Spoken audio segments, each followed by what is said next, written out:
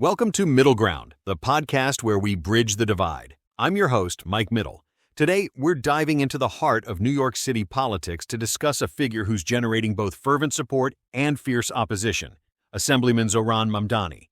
Is he a champion for the working class or a radical ideologue pushing a dangerous agenda?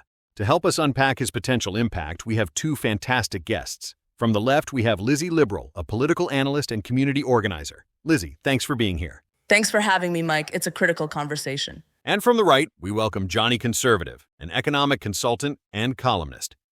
Johnny, great to have you. Glad to be here, Mike. There's a lot to discuss. Let's start with opening statements. Lizzie, let's begin with you. What is the progressive vision for Zohran Mamdani's impact on New York? Absolutely. Zohran Mamdani represents a fundamental shift towards a government that serves working people, not just real estate developers and corporations. For too long, New Yorkers have been squeezed by skyrocketing rents and a public transit system that's crumbling. Mamdani's focus on tenant protections like good cause eviction and his fight to fully fund and control public transit isn't radical, it's necessary. Necessary? Yes, this is in the tradition of New York's greatest reformers. Think of Fiorello LaGuardia in the 1930s, who took on the corrupt Tammany Hall machine to build public housing and infrastructure for the masses. Mamdani is doing the same.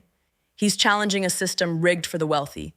He's arguing that the people who make this city run, the nurses, the delivery workers, the teachers, should be able to afford to live here.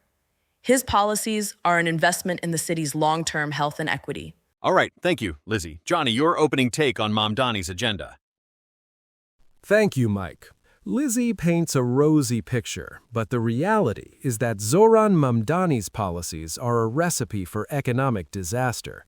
He's a self-proclaimed socialist, and we have seen this playbook before. The investment Lizzie talks about is funded by crippling taxes on the very businesses and individuals that create jobs and drive New York's economy. His war on landlords with things like good cause eviction will decimate the housing market. Oh, a war on landlords? It's about basic protections. It's an attack on private property rights. Historically, where have we seen this go? Look at New York in the 1970s. The city was facing bankruptcy, crime was rampant, and buildings were literally crumbling because heavy-handed government intervention and anti-business policies drove investment out.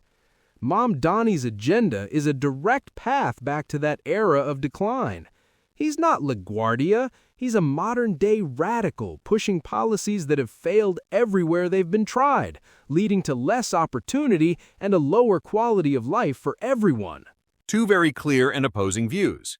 Let's dig into the specifics, starting with housing. Johnny, you mentioned good cause eviction. Lizzie argues it prevents unfair displacement. You see it as an attack on property owners. Johnny, why will this hurt, not help, New York tenants in the long run? It's simple economics. The policy essentially creates universal rent control and makes it nearly impossible to remove a non-paying or problematic tenant. So what happens? Small property owners, the people who own a two-family home in Queens, can't afford the risk. They can't make necessary repairs because their rental income is capped, and they can't sell because their property value plummets. That's a complete mischaracterization. The housing stock deteriorates. New construction grinds to a halt. We saw this in the 70s and 80s. Landlords abandoned buildings because they couldn't afford the upkeep under strict rent control. The Bronx was burning. Is that what we want again? Mamdani's solution creates a bigger crisis by shrinking the supply of quality, available housing. It's a classic case of a politician wanting a soundbite, ignoring decades of evidence that price controls don't work. Lizzie? Johnny is talking about a fantasy free market that doesn't exist. Housing is a human right, not just a commodity. The market has already failed New Yorkers with rampant speculation and price gouging. Good cause simply says you can't be kicked out of your home for no reason, and you can't be subjected to an unconscionable 50% rent hike overnight. Right, but This isn't some radical new idea. It brings basic stability. The historical parallel isn't the Bronx is burning, a narrative that ignores decades of racist redlining and disinvestment. The real parallel is the New Deal, when the government stepped in to create stability after the Great Depression because the market failed. This policy protects families, prevents homelessness, and keeps communities intact. It forces landlords to be responsible partners, not just speculators. Responsible partners? You're essentially seizing private property without compensation. It punishes good landlords for the actions of a few bad apples and tells anyone thinking of investing in New York housing to run for the hills. The result is less housing, not more. The people running for the hills are the predatory private equity firms who want to flip buildings, not the people who actually want to provide housing. It stabilizes the market for long-term health. Let's shift gears to another contentious area, public safety and policing. Mamdani has been a vocal critic of the NYPD's budget and has supported movements to reinvest those funds. Johnny, this is often labeled defund the police. What impact do you foresee from this stance? The impact is already clear, and it's devastating. Since the defund movement gained traction, we've seen crime spike in major cities, including New York. Shoplifting is rampant, violent crime is up, and the sense of public order has eroded. This isn't a coincidence. When you demoralize police, slash their budgets, and implement bail reform that puts repeat offenders back on the street, you get more crime. History gives us a stark warning here. In the early 90s, New York was the murder capital of America. Then, Mayor Giuliani and Commissioner Bratton implemented strategies like broken windows. They took public order seriously. They funded the police and empowered them to do their jobs. And it worked. Crime plummeted.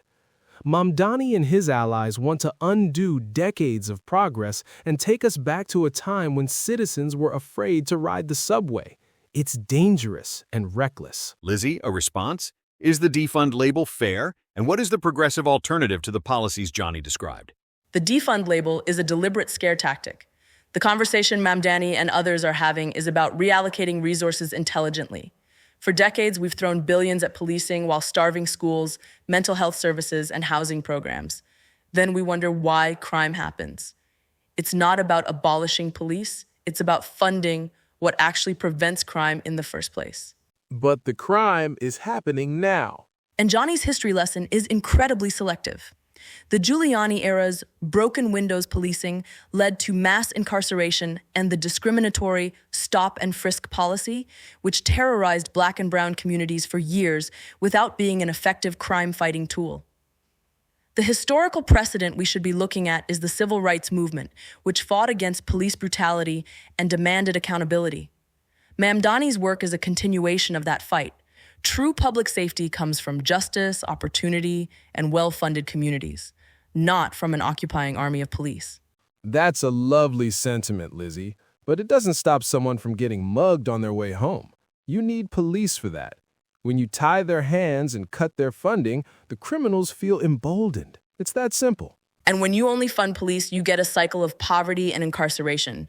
You have to address the root causes. It's that simple. We're almost out of time. I'd like to give you both a moment for a final thought. Johnny, let's start with you. What is the ultimate risk you see in Zohran Mamdani's growing influence? Let's pivot to another critical issue, transportation and taxes. Zohran Mamdani has been a fierce advocate for a publicly owned, better-funded MTA, proposing taxes on corporations and the wealthy to pay for it. Lizzie, is this the silver bullet for fixing New York's ailing subway system? The risk is that New York City ceases to be a global capital of finance, culture, and opportunity. Mamdani's socialist policies are fundamentally anti-growth.